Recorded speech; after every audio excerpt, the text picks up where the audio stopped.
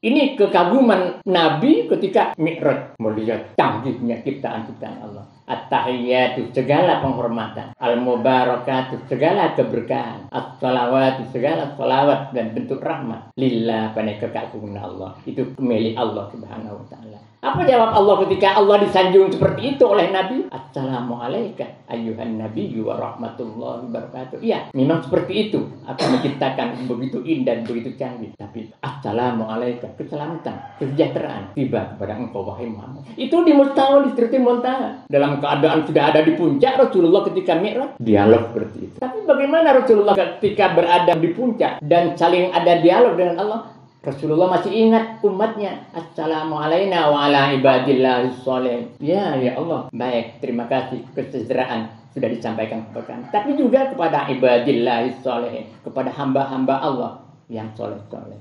Masih ingat? Bismillahirrahmanirrahim.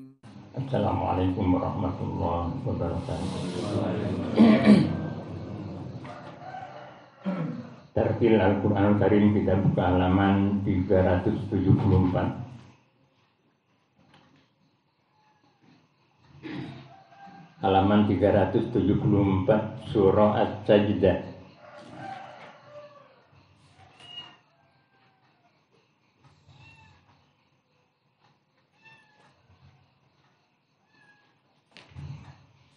Surah ini ada ulama yang mengatakan surah Alif Lam Mim Sajdah.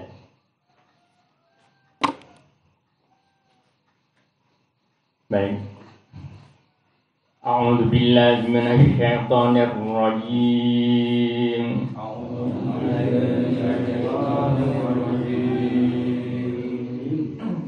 Bismillahirrahmanirrahim.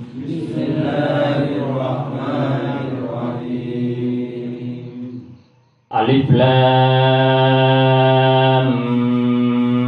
Mim.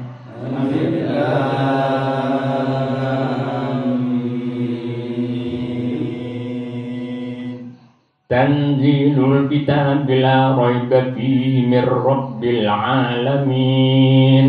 Tanzilul kitab la raiba fihi mir rabbil alamin. Am yaquluna iftarahu bal huwal haqqu min rabbika litunzira qauman ma atahum. Am yaquluna iftarahu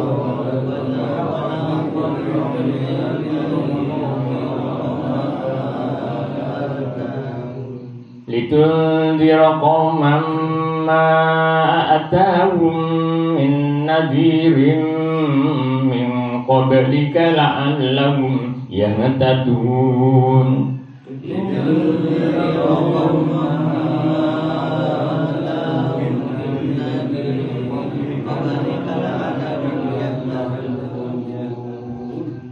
Allahul ladzi khalaqas samawati wal arda wa ma bainahuma fi sittati ayyamin thumma istawa 'alal 'arsy. Allahul ladzi khalaqas samawati wal arda wa ma bainahuma fi sittati ayyamin thumma istawa 'alal 'arsy. Ma lakum min dunihi min waliyyin wa la syafi'.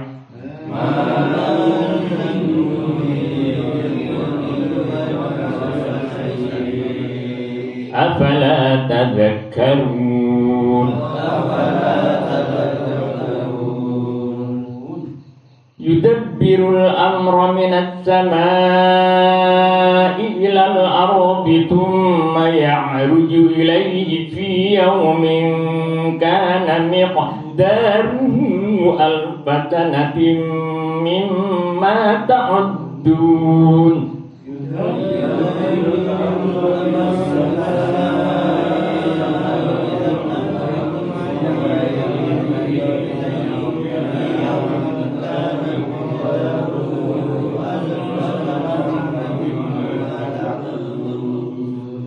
ذلك عالم الغيب والشهادة العزيز الرحيم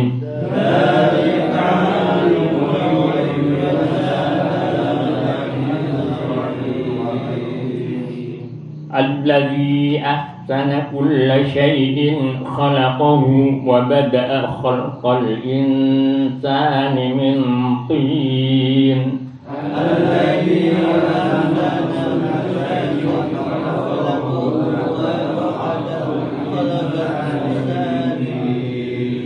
ثم جعل نسله من سلالة من ماء مهين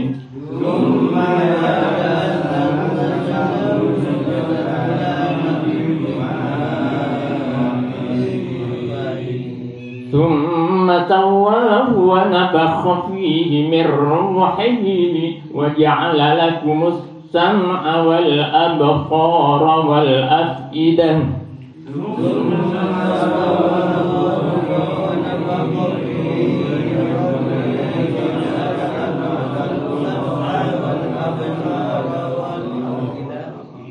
قليلا ما تشكرون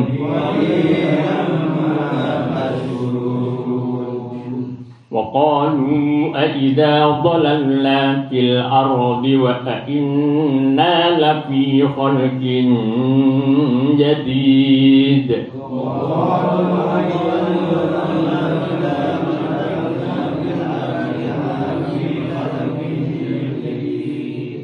بل هم بلقاء ربهم كافرون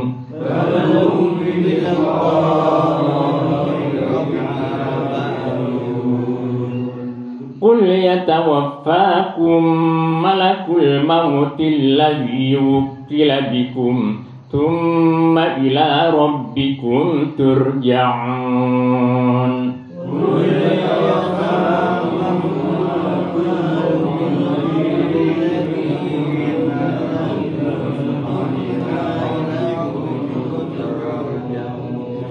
صدق الله العظيم.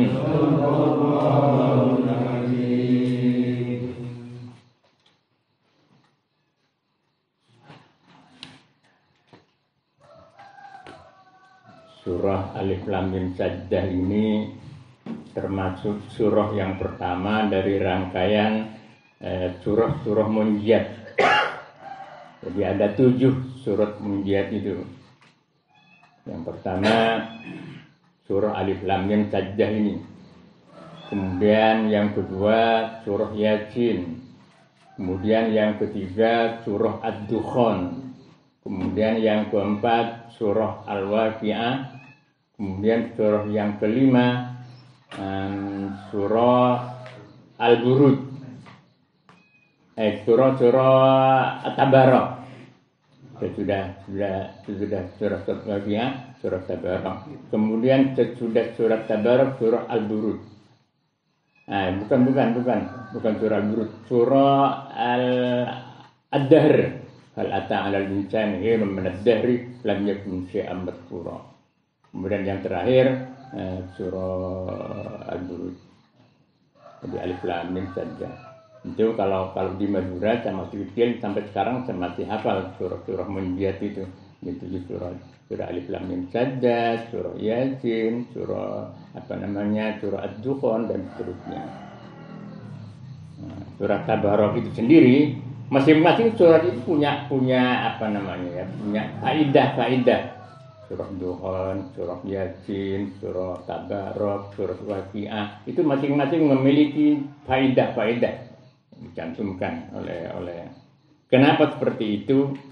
Karena Al-Quran ini disampaikan kepada Nabi kita Muhammad Sallallahu Alaihi Wasallam tidak hanya dalam maknanya, tapi kalimat-kalimat redaksinya itu pilihan dari Allah Subhanahu Wa Taala. Jadi dipilih langsung, Allah yang memilih. Surah ini kata-katanya seperti ini, itu langsung Allah memilih. Karena demikian maka ulama mengatakan tidak boleh menulis Al-Quran itu dengan kalimat selain huruf Arab.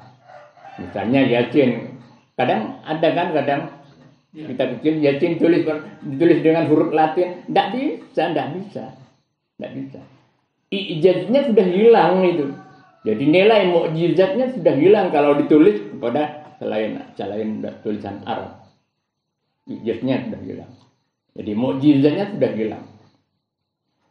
Itu antara ulama sampai menghukumi seperti itu, karena sekali lagi wahyu yang disampaikan oleh Allah lewat malaikat Jibril kepada Nabi Muhammad itu tidak hanya menaik kandungan maknanya, tapi dengan redaksinya, kata demi kata, huruf demi huruf.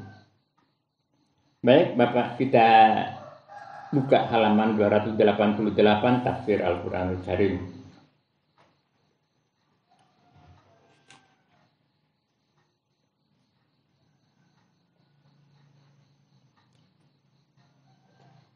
Halaman 289 tafsir Al-Qur'anul Karim surah Thaha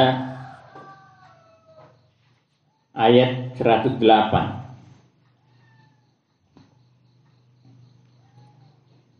Halamannya 288, surah Thaha, ayatnya ayat 108. A'udzubillahi minasyaitonir rajim. Bismillahirrahmanirrahim. Alhamdulillahirabbil alamin. Wassalatu wassalamu ala asyrofil mursalin sayyidina Muhammad wa ala alihi wa sahbihi ajma'in. Amma ba'du. Fa inna asdaqal hadiits kitabullah wa khairal hadi hadi Muhammadin sallallahu alaihi wasallam wa syarrul umuri muhdatsatuha wa kullu muhdatsatin bid'ah wa kullu bid'atin dhalalah wa kullu dhalalatin finnar. A'udzu billahi minasyaitonir rajim. Yauma idzin yattabi'una ad-da'iya la 'iwaja lahu wa khashi'atil aswatu lir-rahmani fala tasma'u illa hamsa. Yauma idzin la tanfa'u asy-syafa'atu illa man adina lahu ar-rahmanu wa radiya lahu qawla. Ya'lamu ma baina aydihim wa ma khalfahum wa la yuhituna bihi ilma. Ini kalau orang Madura, wala yuhituna. Wala yuhituna. Itu kalau Madura sampai sekarang masih dipertahankan itu. Itu lahjah. Tidak bisa dipaksakan. Nah, kalau orang Madura yang sudah ke Jawa sudah asimilasi dengan wala yuhi. Nah, itu orang Madura yang ada di Jawa. Kalau orang Madura yang masih ada di sana, kalau ada he begini wala yuhi itu kan cerita. Wala yuhituna bihi ilma. Saya pun juga dulu di Madura begitu, wala yuhituna itu. Tapi setelah lama di Jawa akhirnya dipengaruhi oleh kebiasaan setempat. Sama maknanya sama. Tidak sampai merubah makna. Wa anatil wujuh lil hayyil qayyum wa qad khaba man hamala dhulma wa man ya'mal min adh-dhalihati wa huwa mu'minun fala yakhafu dhulman wa la hamma. Yaumaidin yattabi'una ad-da'iya. Yaumaidin pada hari itu, pada hari di mana terjadinya kiamat, gunung-gunung, pepohonan, bangunan-bangunan dirubuhkan semua, dan kemudian bumi ini dijadikan rata, tidak ada jeglong-jeglongnya, tidak ada turah-turahnya, semua rata. Coba kita bayangkan sekarang masih kita hidup. Kalau kemudian rata ini sampai ke Banyuwangi, bisa kan kelihatan di Banyuwangi. Nggak ada bangunan, nggak ada pohon-pohonan, nggak ada gunung-gunung. Semua dibikin rata oleh Allah Subhanahu wa Ta'ala. Sebagaimana keterangan pada ayat-ayat sebelumnya. Nah, yaumaidin pada hari itu ketika bumi sudah rata, yattabi'una ad-da'iya. Mereka mengikuti. Siapa mereka? Manusia. Manusia setelah ditiup trompet yang kedua itu muncul bangun. Manusia. Coba bayangkan bangun dalam keadaan tanah bumi sudah rata. Bagaimana itu? mencekamnya keadaan. Itu trompet yang kedua setelah ditiup oleh malaikat Israfil. Yaumaidin, pada hari itu, yattabi'una, mereka manusia yang sudah bangkit dari kuburnya, dari kematiannya, yattabi'una ad-da'i, yang mengikuti mereka itu ad-da'iya, kepada penyeru. Kepada penyeru. Ad-da'i, da'i itu yang ngajak, yang menyeru, yang mendakwah. Ad-da'iya, kepada penyeru. Nah, kata ad-da'i ini ulama ada yang mengartikan itu malaikat Israfil yang mengajak, penyeru itu. Ayo kumpul semua. Ada yang mengatakan itu masing-masing nabi dari setiap umat, mulai dari Nabi Adam, Nabi Idris, Nabi Nuh, Nabi Ibrahim, Nabi Isa, sampai ke hari Muhammad. Jadi para nabi masing-masing itu, ayo kumpul. Kumpulnya di mahsyar, di tempat berkumpul. La iwajala, tidak berbelok-belok. Yang dipanggil, yang diseru untuk berkumpul itu tidak belok-belok. Tak toleh kanan, tak toleh kiri, tak lihat dengan cepat menuju tempat berkumpul ini. Masya Allah. Wa khasyatil aswatu lirrahmani, dan pada hari itu juga wa khasyatil aswatu, dan merendahlah atau rendahlah al aswatu. Aswat itu jamak dari kata sautun.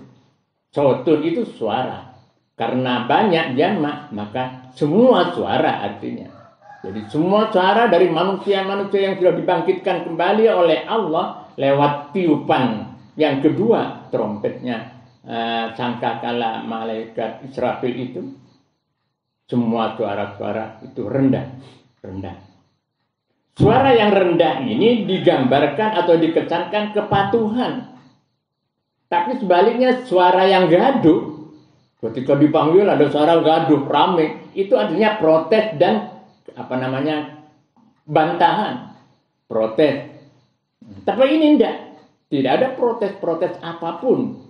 Sehingga digambarkan oleh ayat ini, wa khasyatil aswatu, pada saat itu suara itu merendah. Tidak teriak-teriak, tidak protes. Merendah lirrahmani, kepada Zat yang Maha Pemurah. Nah, dari rangkaian kalimat ini, suara rendah lirrahmani, bagi Zat yang Maha Pemurah. Ini memberi kesan bahwa mereka itu menginginkan ada belas kasih dari Allah Subhanahu wa Ta'ala. Ada belas kasih dari Allah Subhanahu wa Ta'ala. Ketika orang berkumpul, kemudian di dalam batinnya ada harapan-harapan untuk mendapatkan belas kasih, itu berarti suasananya sangat mencekam. Sangat mencekam pada waktu itu. Masya Allah.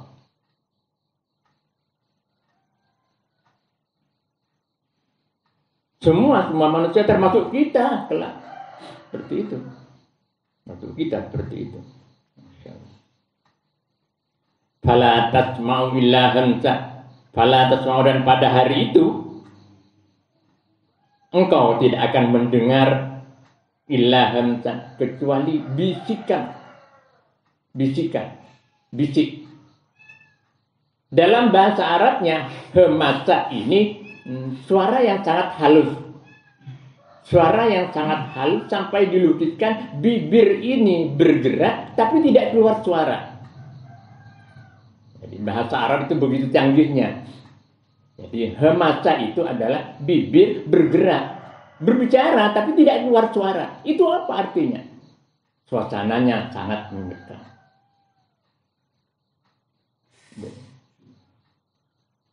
Jadi bukan sekedar bisik-bisik. Kalau bisik-bisik kan suara masih bisa didengar di telinga. Tapi ini tidak. Digambarkan oleh penjelasan bahasa kata-kata ini, kata hemasa ini, bahwa bibir itu bergerak tapi tidak keluar suara, tidak mengeluarkan suara. Insyaallah. Fala tasma'u illa hamsa. Yaumaidin la tanfa'u syafa'atu illa man adzina lahu ar-rahman wa radiya lahu qawla. Yaumaidin, pada hari itu, la tanfa'u, tidak bermanfaat. La tanfa'u tidak bermanfaat atau tidak berguna. Asy-syafa'atu apa yang tidak berguna? Asy-syafa'atu syafaat. Pada hari itu tidak berguna. Pada saat suara sudah merendah, sudah keadaan dalam keadaan tercekam. Beda dengan di dunia ini. Syafaat itu masih banyak dilakukan di dunia ini. Dalam pergaulan sehari-hari. Karena syafaat itu arti harfiahnya adalah perantara. Perantara baik. Perantara baik. Jadi syafaat itu adalah perantara baik. Kalau jelek, perantara jelek misalnya, perantara untuk membinasakan itu bukan syafaat. Jadi syafaat itu adalah perantara jelek, perantara baik. Yang tujuannya untuk membantu dan menolong seseorang. Itu syafaat namanya. Pada saat itu tidak ada syafaat itu. Tidak bermanfaat syafaat itu pada hari itu. Illa kecuali man adina lahur rahmanu, bagi orang adina yang telah memberi izin lahu bagi orang itu. Siapa yang memberi izin untuk memberikan syafaat? Ar-Rahmanu, Allah Azza yang Maha Belas Kasih. Kecuali diizinin Allah untuk memberikan syafaat dan menerima syafaat. Jadi di sini ada dua objek. Pemberi syafaat dan penerima syafaat. Bagi yang memberi syafaat diizinkan oleh Allah Subhanahu wa taala karena seseorang yang diberikan untuk memberikan syafaat itu berada dalam posisi yang sudah sangat dekat dengan Allah. Misalnya para syuhada, para anbiya, para rasul, para syuhada, para soleh. Beliau itu orang yang begitu dekat dengan Allah. Nah, kemudian karena kedekatannya itu kemudian diberi izin oleh Allah. Illa man adzina lahur rahman. Diberi izin oleh Allah. Artinya apa? Syafaat itu kelak ada. Ini buktinya ayatnya sudah sangat jelas. Terutama baginda Rasul Muhammad sallallahu alaihi wasallam yang kita harapkan syafaatnya itu nanti di syafaatul uzma atau syafaatul kubra. Ketika terjadi kiamat, terjadi kecekaman situasi pada waktu itu, baginda Rasul kita harapkan syafaatnya itu. Ini bukan main-main baginda Rasul itu sampai Allah sendiri mengagungkan begitu tingginya sebelum memerintahkan umatnya manusia membaca salawat. Allah dan para malaikat membaca salawat lebih dulu pada Nabi. Itu maknanya apa? Begitu tinggi posisi Nabi itu di hadapan Allah Subhanahu wa taala. Kemarin saya baca maulud di Taraban, saya sampaikan bahwa ketika perjalanan Mi'raj Nabi Muhammad itu ada dialog setelah sampai di puncak, sampai di Sidratil Muntaha. Di situ tempat yang sangat menyenangkan mestinya. Itu terjadi dialog antara Nabi dengan Allah. Begitu Nabi Muhammad berada di puncak dan merasakan kekaguman ciptaan-ciptaan Allah. Langit, bumi, planet, bulan, ciptaan semua. Sehingga Rasulullah pada waktu itu menyanjung Allah Subhanahu wa taala. At-tahiyyatul mubarakatus shalawatut thayyibatu lillah. Ini kekaguman Nabi ketika Mi'raj melihat canggihnya ciptaan-ciptaan Allah. At-tahiyyatu segala penghormatan, al-mubarakatu segala keberkahan, as-salawatu segala salawat dan bentuk rahmat lillah pada kekaguman Allah. Itu milik Allah Subhanahu wa taala. Apa jawab Allah ketika Allah disanjung seperti itu oleh Nabi? Assalamu alayka ayyuhan nabiyyu wa rahmatullahi wabarakatuh. Iya. Memang seperti itu akan menciptakan begitu indah, begitu canggih.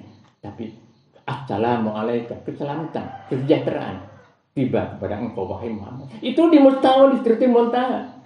Dalam keadaan sudah ada di puncak Rasulullah ketika Mi'raj, dialog seperti itu.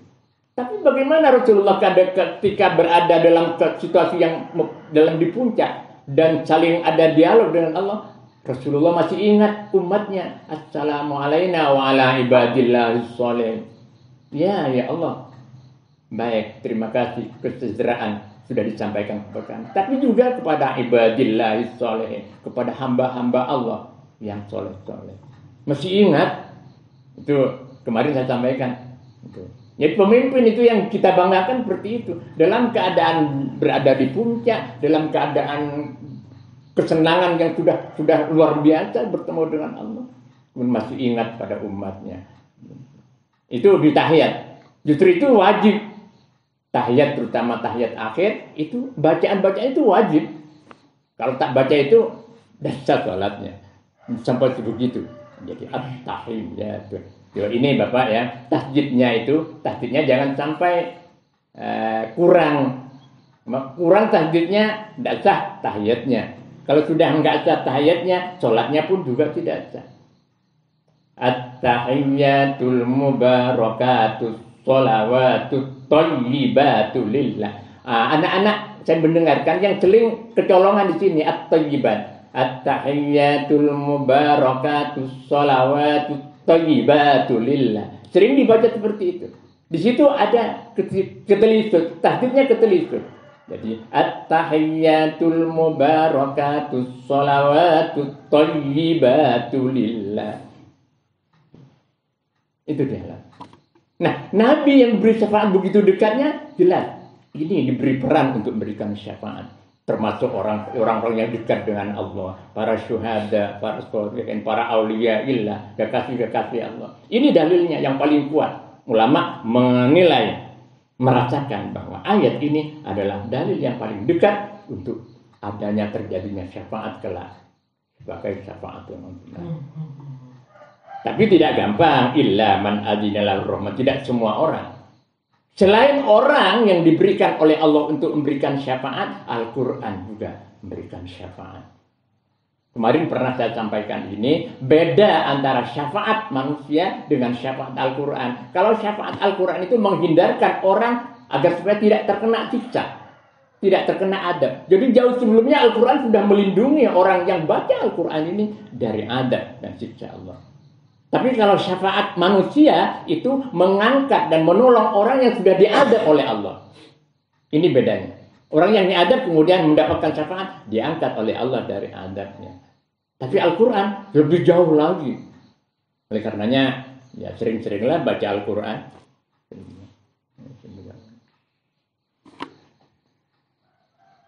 Ya kalau bisa, paling tidak 1 minggu sekali hatam misalnya. Pak Osman bisa menghatamkan 1 minggu sekali. Satu aja. Satu Quran. Ya 1 juz, 1 Quran. Tidak bisa. Ya, kalau tidak sebulan bagus. Sebulan bagus.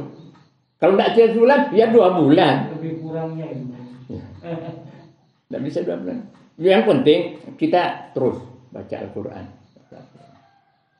Karena setiap huruf, setiap kalimat dalam Al-Quran itu mengandung mukjizat. Jadi syafaatul Quran. Jadi ada 2 yang bisa diharapkan syafaatnya. Yang pertama dari orang, dari manusia. Nah, manusia itu bisa nabi, bisa auliya billah, bisa kekasih-kekasih Allah yang dekat dengan Allah, bisa para syuhada dan sholihin. Nah, kemudian yang kedua dari Al-Quran. Nah, kembali pada ayat ini, yaumaidin, pada hari itulah tanfa'u syafaatu, tidak berguna, tidak bermanfaat, asyafaatu, syafaat, pertolongan, perantara baik, illa, kecuali man adzina lahur rahman, pada orang adzina yang telah memberi izin Allah lahu bagi orang itu ar-Rahman. Siapa yang memberi izin ar-Rahman? Allah yang maha pemurah, maha pengasih. Itu yang pertama syaratnya. Kemudian yang kedua, waradiyalahu qawlan, dan rela Allah lahu bagi orang itu qawlan, ucapannya. Ini ada 2 kalimat krusial di dalam ayat ini. Yang pertama adalah orang yang diberi izin oleh Allah, di mana orang itu memberikan syafaat. Kemudian yang kedua, orang yang diridhoi oleh Allah ucapannya ketika dia mengakhiri hayatnya. Artinya apa? Yang diridhoi itu kalimat qolan, ucapan yang diridhoi oleh Allah itu apa? Kalimat syahadat. Asyhadu an la ilaha illallah wa asyhadu anna Muhammadar Rasulullah. Nah, ketika mengakhiri hayatnya, dia membawa ucapan itu, ucapan yang diridhoi oleh Allah Subhanahu wa taala. Ini dinilai oleh ulama sebagai dalil yang paling kuat. Satu di antara dalil-dalil yang paling kuat bahwa orang yang akhir hayatnya membawa kalimat la ilaha illallah atau syahadat asyhadu an la ilaha illallah wa asyhadu anna muhammadar rasulullah, kemungkinan atau memiliki potensi untuk mendapatkan syafaat ini. Walaupun durhaka, kalau dia galak misalnya, kalau puasaan tidak puasa misalnya, asalkan membawa kalimat ini masih punya potensi untuk mendapatkan syafaat dari Allah Subhanahu wa taala, mendapatkan syafaat dari Allah. Oleh karenanya, biasakan ketika kita masih hidup, kita masih normal, masih sehat, sering-sering zikir ini. Makanya kalau saya waktu imam di masjid itu, kalau subuh, la ilaha illallah itu saya baca 1000. La ilaha illallah, la ilaha illallah. Karena ayatnya ada, wadkurullaha dzikran katsira. Ingatlah kamu, sebutlah kamu pada Allah dzikran katsira, dengan zikir yang banyak. Terutama la ilaha illallah. Cuma kenapa? Agar supaya lisan ini waleh. Ketika mati pun sudah tidak kaku lagi lisan ini mengucapkan kalimat la ilaha illallah. La ilaha illallah, la ilaha illallah, la ilaha illallah. Jadi ini waradiyallahu qala, dan merelakan Allah lahu kepada orang itu apa yang direlakan, qalan ucapannya. Nah, ulama menafsiri ayat ini, potongan ayat ini adalah orang yang meninggal dengan membawa kalimat la ilaha illallah. Nah, dalam kitab Sawi disebutkan wa'adilatihi, artinya dengan imbangannya la ilaha illallah. Apa imbangannya la ilaha illallah? Muhammadur Rasulullah. Itu dua gandeng. Itu dua kalimat yang diridhoi oleh Allah. Nah, orang yang meninggal dengan membawa kalimat ini, walaupun ke dalam keadaan hidup, masih hidup itu durhaka, wong manusia ya ada saja yang durhaka maksiat. Tapi membaca ini, pada akhir hayatnya, memiliki potensi untuk mendapatkan syafaat itu. Ya'lamu ma baina aydihim wa ma khalfahum wa la yuhituna bihi ilma. Ya'lamu, maha mengetahui Allah, ma baina aydihim, kepada apa-apa baina aydihim yang ada di antara tangan-tangan mereka. Jadi aidi, ya aidun itu jamak daripada yadun. Yadun itu artinya tangan. Baina di antara, baina adihim artinya yang ada di antara tangan-tangan mereka. Ini dimaksudkan apa yang ada di hadapan mereka. Di antara tangan, ini tangan kan. Nah, kemudian ada di antara tangan mereka, artinya berada di hadapan mereka. Wa ma khalfahum, dan apa yang ada di belakang mereka. Al-Quran sering menggunakan kalimat ini. Nah, sehingga ulama itu menyimpulkan ma baina aydihim, apa yang ada di antara mereka, apa yang ada di depan mereka, artinya apa yang dihadapi, apa yang sedang dihadapi. Nah, pada saat ini dalam konteks kiamat ini, artinya mereka termasuk kita kelak menghadapi dalam situasi ini, situasi mencekam ini. Karena itu memang yang kita hadapi kelak pada saat kiamat itu terjadi. Allah maha mengetahui itu. Wa ma khalfahum, dan Allah juga maha mengetahui ma khalfahum, terhadap apa-apa yang ada di belakang mereka, keadaan ketika kita hidup di dunia. Allah maha tahu. Jadi artinya Allah Subhanahu wa taala maha tahu terhadap apa yang terjadi. Bahkan yang bukan hanya yang kelihatan, yang tidak kelihatan, bisikan hati, kertek ate, itu Allah maha mengetahui ketika kita hidup di dunia. Dan kelak juga Allah Subhanahu wa taala maha mengetahui. Wala yuhituna bihi ilma, wala yuhituna, dan tidak melitupi mereka bihi, dengan Allah, ilman, pengetahuannya. Artinya kita nggak tahu ilmu Allah itu seperti apa. Kita tidak bisa menjajaki apa yang diinginkan oleh Allah berdasarkan pengetahuan Allah Subhanahu wa taala. Wa anatil wujuh lil hayyil qayyum, wa anatil wujuh, dan tunduk dengan sikap hina. Jadi tunduk kepada Allah dalam keadaan menampakkan sikap kehinaan. Al-wujuh, siapa yang tunduk dalam keadaan menghinakan diri itu? Al-wujuh, semua wajah. Al-wujuh itu jamak daripada wajihun. Wajihun itu artinya wajah, muka, wajah. Jamaknya al-wujuh. Wa anatil wujuh, dan tunduk dengan dalam keadaan sikap hina. Al-wujuh, semua wajah. Tunduk kepada siapa? Lil hayyil qayyum, bagi zat yang maha hidup kekal. Lil hayyi, bagi zat al hayyi yang maha hidup, hidupnya dengan kekal. La awwala li wujudihi wala akhir. La awwala wala akhir li wujudihi. Itu Allah. Jadi kehidupan Allah itu tidak ada awalnya. Sejak kapan Allah ada? Tidak seperti itu. Kalau kita kan ada awalnya. Kapan kita lahir? Nah, sejak itulah kita awal. Kita ada. Ada akhirnya kita. Kapan mati kita? Nah, pada saat itulah kita akhir daripada keadaannya kita, keberadaan kita. Tapi Allah tidak seperti itu. Kehidupan Allah itu la awwala wala akhira liwujudihi. Tidak ada awalnya dan tidak ada akhirnya liwujudihi, bagi wujud Allah. Kalau Allah wujud, kalau kita tidak wujud, maujud, diadakan oleh Allah. Ya, jadi beda. Kalau Allah itu punya sifat wujud, kalau kita tidak punya sifat wujud itu. Yang kita ada adalah maujud, diadakan. Karena diadakan, tergantung siapa yang mengadakan. Kalau yang mengadakan mau ngambil, tidak ada yang bisa menghalang-halang. Tidak ada yang bisa menghalang. Nah, pada saat itu, semua wajah itu tunduk dalam keadaan sikap hina, tunduk kepada zat yang maha hidup dengan kekal, al-qayyum, dan maha mengatur, yang mengatur. Tidak bisa didikte oleh Allah. Allah tidak bisa didikte oleh siapapun, karena Allah memiliki sifat al-qayyum. Kalau kata orang Madura itu sumeneng kalaban aban tibi, kan begitu. Jadi al-qayyum itu sumeneng artinya bertindak, mengetahui, bertindak, melaksanakan sesuai dengan keinginannya dan pengetahuannya sendiri. Tidak bisa didikte Allah Subhanahu wa taala. Tidak bisa didikte. Itu namanya al-qayyum.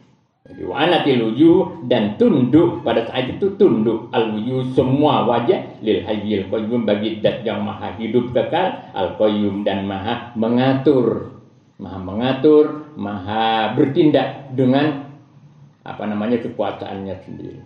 Wa qad khaba man hamala dzulma, wa qad khaba, dan sungguh khaba, akan kecewa. Wa qad khaba, dan sungguh kecewa. Man, siapa yang kecewa? Man, orang.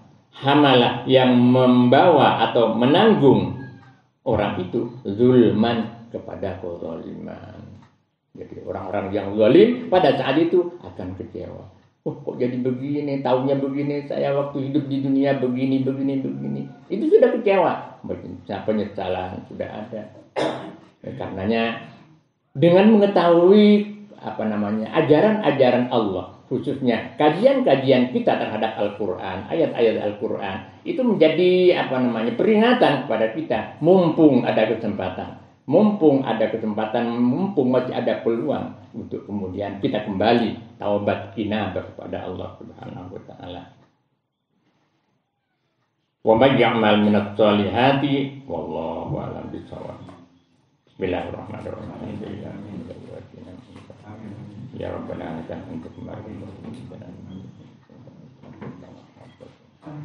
Allahumma anfa'na bima 'allamtana wa 'allimna.